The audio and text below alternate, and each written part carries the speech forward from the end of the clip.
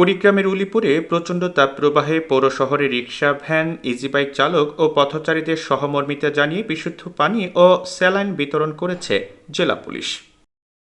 বৃহস্পতিবার দুপুরে কুড়িগ্রাম জেলা পুলিশের আয়োজনে উলিপুর পৌর শহরের বিভিন্ন সড়কে চলাচলকারী রিকশা, ভ্যান, ইজিবাইক চালক, ট্রাক চালক ও পথচারীদের হাতে 1 বোতল পানি ও 1টি করে স্যালাইন বিতরণ করা হয়।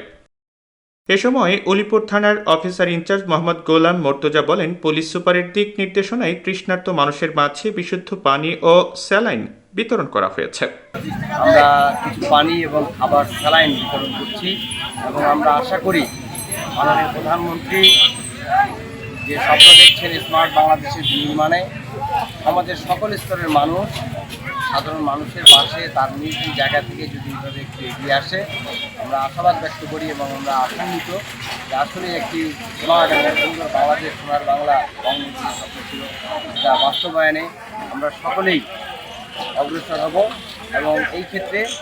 আমাদের এরকম ছোট প্রয়াসগুলিকে সাধারণ মানুষের পাশে আমরা যেন থাকতে পারি এবং এই সেবাটা দিতে পারি, এই আশাবাদটুকুই ব্যক্ত করছি। এ সময় অতিরিক্ত পুলিশ সুপার মোহাম্মদ মহিবুল ইসলাম জানান যে 1000 পথচারী ও রিকশা, ভ্যান চালকের মাঝে পানি ও খাবার স্যালাইন বিতরণ করা হয়েছে। পক্ষ থেকে আমরা এটা পাশে একটু আসছি আর কি, সামান্য একটু পানি আসছি, এটা আসলে কিছুই না, এটা ছোট্ট একটা পানি, এটা একটা স্যালাইন। কিন্তু আমরা চাই যে সমাজ কিছু আরও বিত্তবান লোক আছে, তারা সবাই এগিয়ে আসুক, এগিয়ে এসে যারা আমাদের সমাজে মানুষ আছে, যারা আমরা প্রতিদিন বাইরে কাজ করার জন্য বাইরে আসতেছি, আমরা অনেকে আমাদের হচ্ছে হিট স্ট্রোক হচ্ছে, মাথা ব্যথা হচ্ছে, জ্বর হচ্ছে, বমি হচ্ছে, ডায়রিয়া হচ্ছে, আমরা চাই সবাই সুস্থ থাকুক, এই কারণে